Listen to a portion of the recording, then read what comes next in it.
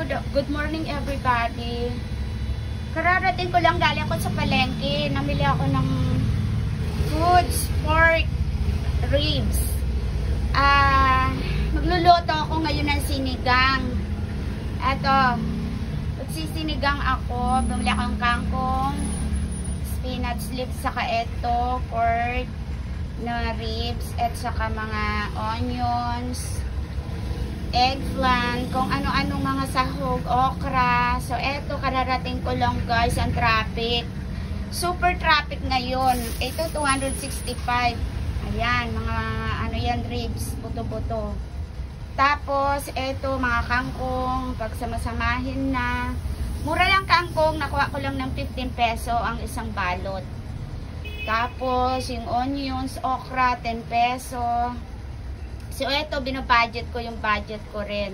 Hindi ako bolwak sa pagbili-bili. Okay na ito. So, ito guys, mamaya ipakita ko sa inyo pag naluto na, okay?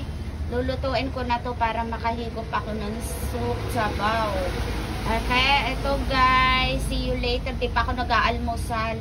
Namalengke ako maaga kasi parang umuulan eh. Ngayon wala na rin, huminto ng ulan. So, eto, pakita ko sa inyo mamaya pag naluto ko na ha, mga guys. See you later. Good morning.